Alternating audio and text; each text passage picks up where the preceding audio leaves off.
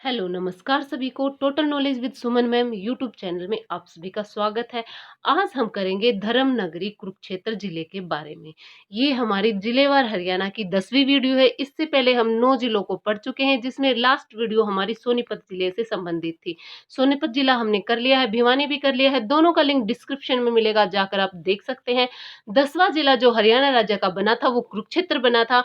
आइए हम video start करते हैं। स्थापना देखिए, 23 जनवरी 1973 को कुरुक्षेत्र जिले की स्थापना हुई थी, यानी भिवानी और सोनीपत जिला बना उसके 1 महीने बाद ही कुरुक्षेत्र जिला बना दिया गया था।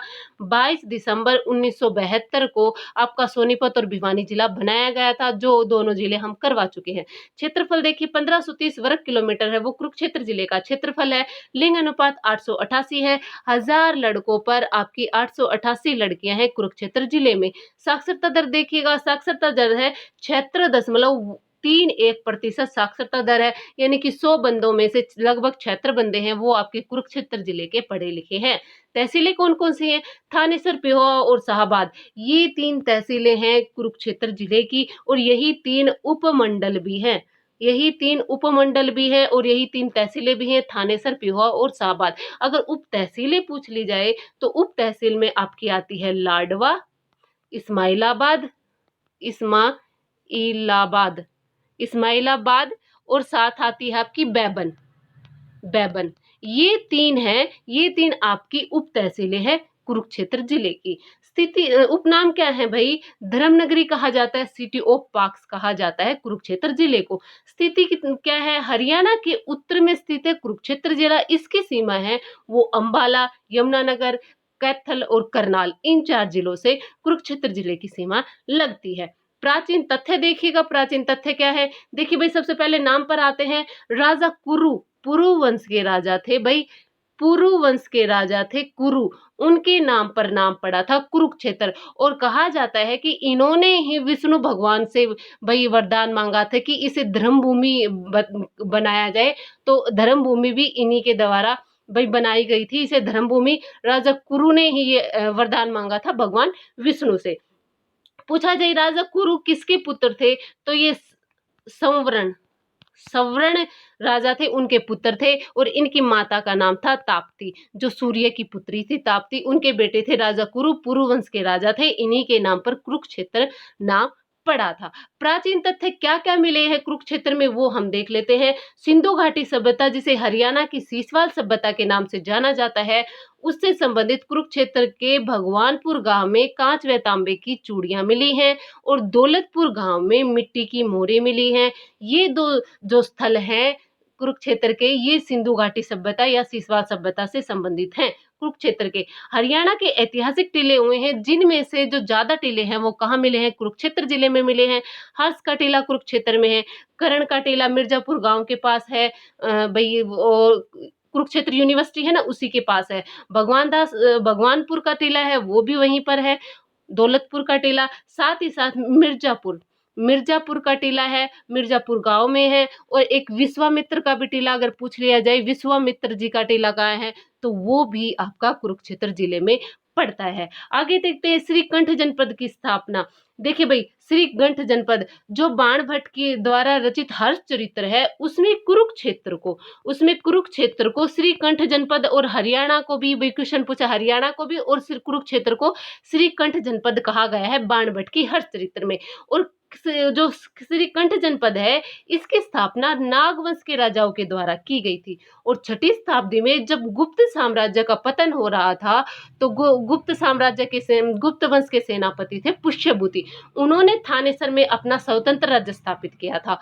और पूछा जाए, देखिए भाई, पुष्यभूति वंश के संस्थापक कौन है? सॉरी, वर्धन वंश के संस्थापक कौन है? तो वो पुष्यभूति है। और पूछा जाए वास्तविक संस्थापक कौन है, तो वो प्रभाकर वर्धन है, जो 580 में गद्दी पर बैठे थे और 605 तक वो गद्दी पर रहे थे। 605 में इनकी मृत्यु होने के बाद इनका बेटा राज्यवर्धन है, वो राज्यवर्धन द्वितीय, वो गद्दी पर बैठा था, लेकिन उनकी हत्या कर दी जाती है। फिर उसके बाद उसका छोटा भाई और प्रभाकर वर्धन का छोटा बेटा है हर्षवर्धन, वो 606 में 16 वर्ष की आयु में थानेसर मतलब कि कुरुक्षेत्र जो राज्य था वहाँ उस गद्दी पर बैठा था और थानेसर को अपनी राजधानी बनाया था। भई अगर आपको हर्षवर्धन के बारे में हरियाणा के पॉइंट ऑफ व्यू से हर्षवर्धन का साम्राज्य व प्रशासन अगर देखना है तो मैंने वीडियो बनाई हुई है, मैं डिस्क्रिप्शन में लिंक दे दूँगी, बिल्कुल डिटेल में करवाया गया है। उसमें भई क्या कुछ किया था, कब उसने महायान धर्म को अपनाया, उनकी कौन-सी रचनाएँ हैं, ये सब कुछ। अब हम इनके बारे में मोटा-मोटा पढ़ेंगे क्योंकि अब हम कुरुक्षेत्र जिले के बारे में ज़्यादा जानकारी लेंगे। हर्षवर्धन के टाइम में एक वो आए थे भई यात्री ह्वेनसांग, जो उनके दरबार में रहे थे, वो 634 ईस्वी में थानेश्वर में आए थे। उनकी पुस्तक है सीयू की, उसमें थानेश्वर का वर्णन मिलता है। उन्होंने हर्षवर्धन ने बौद्ध धर्म की महायान शाखा को अपनाया था। देखिए भई, शुरू में ये शिव भगत थे, फिर उन्होंने हीनयान शाखा को अपनाया बौद्ध धर्म की और बाद में ह्वेनसांग के प्रभाव में आकर महायान शाखा को अपनाया था। ये सब कुछ डिटेल में आपको हर्ष की वीडियो में देखने को मिलेगा अगर आप देखना चाहें तो। मोहम्मद गजनवी ने थानेसर पर आक्रमण किए थे। कब किए थे? 1009 और 1014 ईस्वी में। इन्होंने मंदिरों को तोड़ते थे, इसलिए इसे मोहम्मद गजनवी को मूर्ति भंजक की संज्ञा दी हुई है। इन्हें मूर्ति भंजक कहा जाता है। थानेश्वर के मंदिर में विष्णु भगवान की मूर्ति को इन्होंने उठाकर लेके गया था। अच्छा, अलबरूनी की पुस्तक है उल हिंद, उसमें ब्रह्म सरोवर का वर्णन मिलता है। ध्यान देने योग्य पॉइंट है भई, ध्यान रखिएगा। अलबरूनी की पुस्तक है उल हिंद, उसमें ब्रह्म सरोवर का वर्णन मिलता है। भोजदेव द्वारा भोजदेव द्वारा 9वीं शताब्दी का पिहोवा में अभिलेख प्राप्त हुआ है, जिससे पता चलता है कि महिर भोज के समय में पिहोवा था, वो घोड़ों के व्यापार के लिए बहुत प्रसिद्ध था। पिहोवा कहाँ है भाई? कुरुक्षेत्र में है। थानेश्वर का विलेख देखिए भाई, 1803 ईस्वी में जब सूरजी अंजन की गांव की संधि हुई थी, उसके तहत मराठों ने जो हरियाणा था वो किसको दे दिया था? अंग्रेजों को दे दिया था। लेकिन कुछ रियासतें थी जो भारतीय राजाओं के अधीन थी, वो कब मिलाई गई? वो देखिए भाई, जो थानेसर रियासत थी कुरुक्षेत्र की, वो 1832 में राजा जमीयत सिंह की मृत्यु के बाद अंग्रेजी साम्राज्य में मिलाई गई थी। एक लाडवा रियासत थी। उसकी स्थापना सरदार गुरदीप सिंह ने 1763 में की थी और ये रियासत अंग्रेज विरोधी थी और राजा रणजीत सिंह के पक्षधर में थी। और लाडवा का विद्रोह भी हुआ था 1857 की क्रांति से पहले, और कब हुआ था? 1845 में हुआ था और इसका नेतृत्व अजीत सिंह ने किया था, लाडवा के विद्रोह का। अब देख लेते हैं महत्वपूर्ण जानकारी, कुरुक्षेत्र में क्या कुछ बना हुआ है। कुरुक्षेत्र की विश्वविद्यालय की स्थापना 1956 ईस्वी में हमारे देश के प्रथम प्रधानमंत्री राजेंद्र प्रसाद जी द्वारा इसकी नींव रखी गई थी। कुरुक्षेत्र यूनिवर्सिटी की, हरियाणा की पहली यूनिवर्सिटी उसे माना जाता है। और हस्तलिखित संग्रहालय है वो कुरुक्षेत्र यूनिवर्सिटी में है। किसने स्थापना की थी? स्थाणु दत्त शर्मा जी ने इसकी स्थापना की थी, हस्तलिखित संग्रहालय की। कुरुक्षेत्र विश्वविद्यालय द्वारा 2 पत्रिकाएं भी निकाली जाती है। कौन सी निकाली जाती हैं? कलानिधि पत्रिका है, वो 1965 से निकाली जा रही है, और रिसर्च जर्नल का प्रकाशन है, वो 1967 से किया जा रहा है कुरुक्षेत्र विश्वविद्यालय के द्वारा। हरियाणा सरकार है वो कुरुक्षेत्र में कृष्णा आयुष विश्वविद्यालय की भी स्थापना करने जा रही है। और क्या कुछ है कुरुक्षेत्र में, वो देख लेते हैं। पैराकीट पर्यटन केंद्र और चिकारा प्रजनन केंद्र है, वो कुरुक्षेत्र के पीपली गांव में है। दोनों चीज ही भाई, ठीक है। भोरसैदा मगरमच्छ वाइल्ड लाइफ सेंचुरी कुरुक्षेत्र में है। आपका अगर पूछा जाए मगरमच्छ प्रजनन केंद्र कहाँ है, तो भोरसैदा, कुरुक्षेत्र के भोरसैदा में है। 8 एकड़ में फैला हुआ है। 1981-82 में इसे बनाया गया था, मगरमच्छ प्रजनन केंद्र को कुरुक्षेत्र में। छिलछिला वन्य जीव अभ्यारण्य है, वो शीतकालीन पक्षियों के लिए प्रसिद्ध है, ये कुरुक्षेत्र में है। और हरियाणा का सबसे छोटा वन्य जीव अभ्यारण्य है छिलछिला वन्य जीव अभ्यारण्य। हरियाणा का दूसरा आकाशवाणी केंद्र कुरुक्षेत्र में 24 जून 1991 में आरंभ किया था। पहला हुआ था रोहतक में, दूसरा हुआ था कुरुक्षेत्र में, और तीसरा हमारा खोला गया था हिसार में। हरियाणा में 3 आकाशवाणी केंद्र है। आगे देखिए, शाहाबाद में एकीकरण मधुमक्खी पालन है, वो इजराइल की सहायता से चलाया गया है। इजराइल की सहायता से मधुमक्खी पालन किया जा रहा है कुरुक्षेत्र के शाहाबाद में। गुलजारीलाल नंदा संग्रहालय कहाँ है? कुरुक्षेत्र के थानेसर में है। श्री कृष्ण संग्रहालय है, 1987 में इसकी स्थापना की गई थी, ये भी कुरुक्षेत्र में। कुरुक्षेत्र के 3 संग्रहालय प्रमुख हैं। हस्तलिखित संग्रहालय जो कुरुक्षेत्र यूनिवर्सिटी में है, गुलजारीलाल नंदा संग्रहालय थानेसर में है, और श्री कृष्ण संग्रहालय वो भी कुरुक्षेत्र में है, 1987 में बनाया गया था। शाहाबाद में सरकारी चीनी मिल की भी स्थापना की गई थी। कब की गई थी? 1984-85 में सरकारी चीनी मिल की स्थापना की गई थी। जनसंचार व मीडिया तकनीकी संस्थान है ना, वो कुरुक्षेत्र में है। लाडवा है, वो लाडवा की जो अनाज मंडी है, एशिया की दूसरी सबसे बड़ी अनाज मंडी है, जो कि कुरुक्षेत्र में पड़ती है। हरियाणा का पहला वेलोड्रम साइकिलिंग का खेल परिसर है, वो कुरुक्षेत्र जिले में स्थापित किया जा रहा है, तैयार किया जा रहा है। फिर से देख लीजिएगा, हरियाणा का पहला वेलोड्रम साइकिलिंग खेल परिसर। पैनोरमा साइंस म्यूजियम है, वो कुरुक्षेत्र यूनिवर्सिटी के पास है, ये भी हमारे कुरुक्षेत्र जिले में पड़ता है। कल्पना चावला तारामंडल है, वो भी आपका कुरुक्षेत्र में है। राज्य का पहला वाईफाई गांव है, वो गुमथला पिहोवा में है, और ये सेवा बीएसएनएल द्वारा संचालित की जा रही है, जो कि कुरुक्षेत्र जिले में है। आलू और शकरकंदी के उत्पादन में कुरुक्षेत्र का हरियाणा में पहला स्थान है, आलू व शकरकंदी के उत्पादन में। कुरुक्षेत्र में एक चिड़ियाघर भी है, जो 1982 में बनाया गया था, और ये पीपली में है। और पीपली कौन से हाईवे पे है?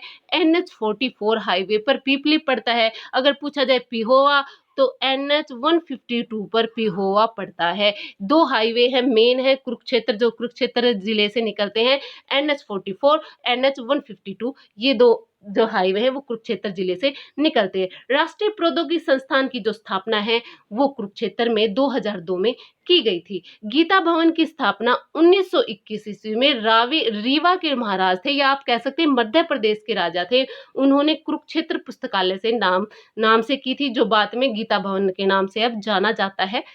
ठीक है भाई। कुरुक्षेत्र की तीर्थ स्थल व मंदिर। कुरुक्षेत्र में भाई सबसे ज्यादा तीर्थ स्थल है। देखिए, पहला है अमोघ तीर्थ। कुरुक्षेत्र का में भाई वन है, काम्यक वन है, उसमें ये तीर्थ है अमोघ तीर्थ। यहाँ पर कहा जाता है कि द्रौपदी का भंडार है, रसोई भंडार है। कहा जाता है कि वो पांडवों के लिए वहां पर भोजन बनाती थी। ये कहाँ पर है? अमोघ तीर्थ में है। कमलनाभ तीर्थ है, ऐसा कहा जाता है या माना जाता है कि सृष्टि की रचयिता जो ब्रह्मा जी है, उसकी जो वो प्रकट हुए थे, वो कमलनाभ तीर्थ पर प्रकट हुए थे। पुराणों में यह भी लिखा गया है कि विष्णु जी की नाभि से ब्रह्मा जी उत्पन्न हुए थे। विष्णु जी की नाभि से ब्रह्मा जी प्रकट हुए थे, और जो कमलनाभ तीर्थ है ना, उसका संबंध विष्णु जी और ब्रह्मा जी से है। आगे देखते हैं प्राची तीर्थ। कुबेर तीर्थ के पास है प्राची तीर्थ है, यहाँ पितृ तर्पण किया जाता है। कहा जाता है कि भीष्म की माता, या भीष्म का नाम क्या था भाई? देवव्रत था, और वो गंगा के पुत्र थे। उन्होंने अपने पापों को धोने के लिए वहां पर स्नान किया था प्राची मंदिर में। चौथा देखिएगा, पृथ्वीदुख तीर्थ, यह सरस्वती नदी के किनारे पर है, और इसका नाम अब पिहोवा है। पृथुदक तीर्थ है, उसका नाम अब क्या है भाई? पिहोवा है। कहा जाता है राजा पृथु ने अपने पिता वेणु का तर्पण यहीं पर किया था, तब से ये पृथुदक तीर्थ है वो प्रसिद्ध है। आगे देखते हैं बाणगंगा तीर्थ। थानेसर और ज्योतिसर मार्ग पर नरकरतारी गांव के पास है, बाणगंगा है। कहा जाता है अर्जुन ने यहाँ पर बाण चलाकर गंगा को निकाला था। जो सरसैया पे भीष्म पितामह जो लेटे हुए थे, उसके मुंह में जो गंगा गई थी, वो अब किस नाम से प्रसिद्ध है? बाणगंगा के नाम से प्रसिद्ध है। और जो वहां पर जो भाई वो कुंड बना हुआ है ना, उसे नरकरतारी या नरकर तीर्थ के नाम से जाना जाता है। आपगा तीर्थ है भाई, ऋग्वैदिक काल की नदी थी आपगा नदी, उस नदी के तट पर है वो, वहां पर क्या है? आपगा तीर्थ है। कालेश्वर तीर्थ है, पुराणों के अनुसार 11 जो रुद्र होते हैं, उनमें से एक रुद्र है वो वहां पर स्थापित था। कहां पर? कालेश्वर तीर्थ पर। रामायण काल में जो रावण थे, उन्होंने भगवान रुद्र को वहां स्थापित किया था। वहां पर शिव का प्राचीन मंदिर भी है। कहां पर भी? कालेश्वर तीर्थ में। सनहित तीर्थ देख लेते हैं। भगवान विष्णु और लक्ष्मी जी का जो निवास स्थान है वो शनि तीर्थ को बताया जाता है। कहा जाता है कि यह 7 नदियों का संगम स्थल है। अमावस्या व ग्रहण के दिन है ना, यहाँ पर अगर यहाँ पर स्नान किया जाता है तो अश्वमेघ यज्ञ के समान माना जाता है। कहाँ पर? सन्निहित सरोवर में। चंद्रकूप मंदिर भी है बट तीर्थ स्थल भी है। जब युद्ध जीत लिया था युधिष्ठिर ने, तो उसके बाद युधिष्ठिर ने विजय स्तंभ लगाया था और कुआं खुदवाया था। कहाँ पर? और नाम क्या पड़ा था? चंद्रकूप पड़ा था।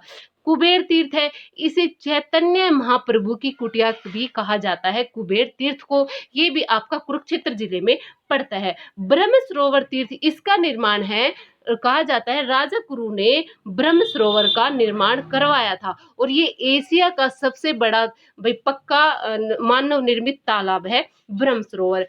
सूर्य ग्रहण के दिन यहाँ पर मेला लगता है और ये बिड़ला मंदिर के सबसे पास है। और आधुनिक प्रारूप किसने तैयार किया है ब्रह्म सरोवर का? तो गुलजारी लाल नंदा जी ने इसका भाई जो आधुनिक प्रारूप है वो तैयार किया है ब्रह्म सरोवर का। आगे देखते हैं ज्योतिषर तीर्थ। यहाँ पर श्री कृष्ण ने अर्जुन को गीता का उपदेश दिया था वट वृक्ष के नीचे। कहाँ पर भाई? वट वृक्ष के नीचे दिया था। मंदिर देख लेते हैं कौन कौन से हैं यहाँ पर। स्थानेश्वर मंदिर है। इस मंदिर का निर्माण पुष्यभूति ने छठी शताब्दी में करवाया था। इस मंदिर का निर्माण किसने करवाया था भाई? पुष्यभूति ने करवाया था और छठी शताब्दी में करवाया था। इस मंदिर को मोहम्मद गजनवी ने थानेसर पर आक्रमण किया था, तब उसे तोड़ दिया था। किसने भाई? मोहम्मद गजनवी ने। और फिर दोबारा से इसका निर्माण किसने करवाया? राजा सदाशिव राव भाव ने इसका दोबारा से निर्माण करवाया था थानेश्वर मंदिर का। भाई थानेश्वर को पहले स्थानेश्वर कहा जाता था। लक्ष्मी नारायण मंदिर है, सन्निहित सरोवर के पास है, लक्ष्मी नारायण मंदिर है।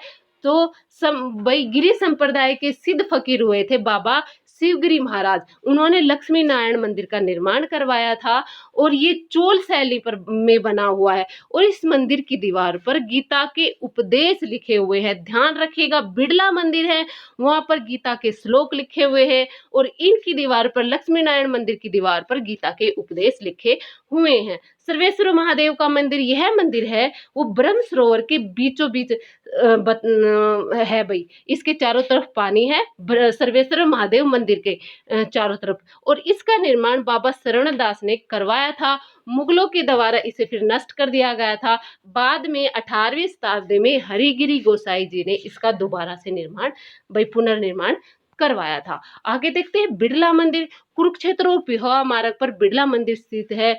जुगल किशोर जी ने 1952 में इसका निर्माण करवाया था। किसका? बिड़ला मंदिर का। और इसे श्रीमद् भगवद गीता मंदिर भी कहा जाता है। इसकी दीवारों पर गीता के 700 श्लोक अंकित है, ये बात ध्यान रखिएगा। दुख भंजनेश्वर मंदिर है, ये सन्निहित सरोवर के पास है। देवीकूप मंदिर, ये देवी सती से संबंधित है। देवी सती के जो 51 पीठ है उनमें से एक पीठ इसे भी माना गया है। कहा जाता है सती का जो दाया टकना था वो यहाँ पर गिरा था।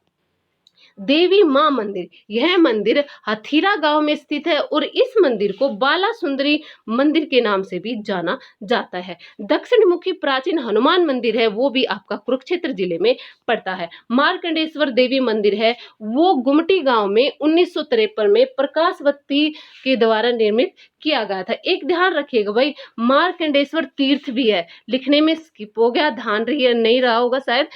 मार्कंडेश्वर तीर्थ ये शाहाबाद में है, शाहाबाद में है, मार्कंडा नदी के किनारे पर है मार्कंडेश्वर तीर्थ। मार्कंडेश्वर जो ऋषि थे उनसे संबंधित है और वहां पर मेला भी लगता है। श्री शनिधाम में कुरुक्षेत्र के उमरी चौक पर है, वो श्री शनिधाम मंदिर बना हुआ है। अब डेरे देख लेते हैं कुरुक्षेत्र में कौन कौन से डेरे हैं। पहला बाबा काली कमली का डेरा प्रसिद्ध है भाई कुरुक्षेत्र का।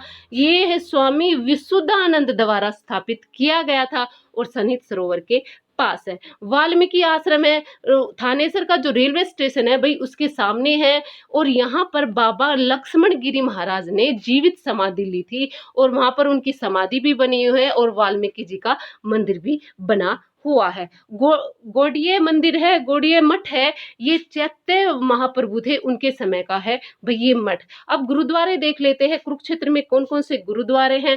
गुरुद्वारा छठी पातशाही है, वो गुरु हरगोविंद जी की याद में बनाया गया, सिखों के जो छठे गुरु थे। गुरुद्वारा नौवीं पातशाही है, गुरु तेग बहादुर जी जो 9वें गुरु थे सिखों के, उनकी याद में बनाया गया है। गुरुद्वारा कलाप मोचन है, कपाल मोचन है, माफ कीजिएगा, गुरुद्वारा कपाल मोचन है। इसे गुरु गोविंद जी का शस्त्र घाट भी कहा जाता है। क्यों कहा जाता है कि 1687 में पहाड़ी राजाओं के साथ युद्ध करने के बाद गुरु गोविंद सिंह जी ने यहाँ तालाब में अपने शस्त्र धोए थे और उन्हीं की याद में ये जो गुरुद्वारा है बनाया गया है। राजघाट गुरुद्वारा है, वो भी आपका कुरुक्षेत्र जिले में पड़ता है। यहाँ पर भी एक मकबरा है, शेख चिल्ली का मकबरा, जिसे हरियाणा के ताजमहल के नाम से जाना जाता है और शाहजहां ने इसे बनवाया था और ये थानेसर में स्थित है। मेले कौन कौन से लगते हैं कुरुक्षेत्र में? सूर्य ग्रहण का मेला है जो ब्रह्म सरोवर पर लगता है भाई, सूर्य ग्रहण के पर लगता है, ब्रह्म सरोवर के पास ये मेला लगता है। पिहोवा का मेला है, सोमवती अमावस्या के दिन पिहोवा में मेला लगता है। हरियाणा का गया किसे कहा जाता है भाई? गया जो भारत का एक धार्मिक तीर्थ स्थल है और हरियाणा का जो गया किसे कहा जाता है? पिहोवा को कहा जाता है। मारकंडा का मेला है, शाहबाद में जो मार्कंडेश्वर तीर्थ है मारकंडा नदी के पास, उस पर ये मेला लगता है। महावीर जयंती उत्सव है, लाडवा में महावीर जयंती के उपलक्ष्य में ये मेला लगता है भाई, महावीर जयंती मेला। बैसाखी का मेला 13 अप्रैल को बैसाखी आती है, तो भाई बैसाखी का मेला तभी लगता है 13 अप्रैल को। महत्वपूर्ण व्यक्तित्व देख लेते हैं। हॉकी से संबंधित जो खिलाड़ी हैं भाई ज्यादातर वो यहीं से हैं, कुरुक्षेत्र से। रानी ऋतु, संदीप सिंह, सुरेंद्र कौर, जसजीत कौर, ये इनका संबंध शाहबाद से है। रानी रामपाल, नवजोत कौर और पैलेंटी कॉर्नर विशेषज्ञ संदीप सिंह, भाई यहीं पे यहाँ भी लिखा हुआ है ये पैलेंटी विशेषज्ञ है, मतलब भाई ये भाई इन पर एक फिल्म भी बनी हुई है, सुरमा इन पर फिल्म भी बनी हुई है और ये हॉकी के बहुत अच्छे खिलाड़ी है भाई। और इनका संबंध शाहबाद से, कुरुक्षेत्र के शाहबाद से। मधु शर्मा है, ये गायिका है और इनका संबंध भी आपका कुरुक्षेत्र जिले से पड़ता है। कुरुक्षेत्र में कौरवों पांडवों का युद्ध भी हुआ था जो 18 दिन के लिए चला था। इसमें हम महाभारत की बात हमने नहीं की है क्योंकि हमने सिर्फ कुरुक्षेत्र के बारे में अच्छे से पढ़ा है। महाभारत के बारे में अलग से महाभारत की वीडियो बनाएंगे, तब उसमें हम करेंगे। अगर आपको वीडियो अच्छी लगी तो वीडियो को लाइक कीजिए, शेयर कीजिए, कमेंट कीजिए और चैनल पर नए हैं तो सब्सक्राइब कर लीजिएगा। धन्यवाद।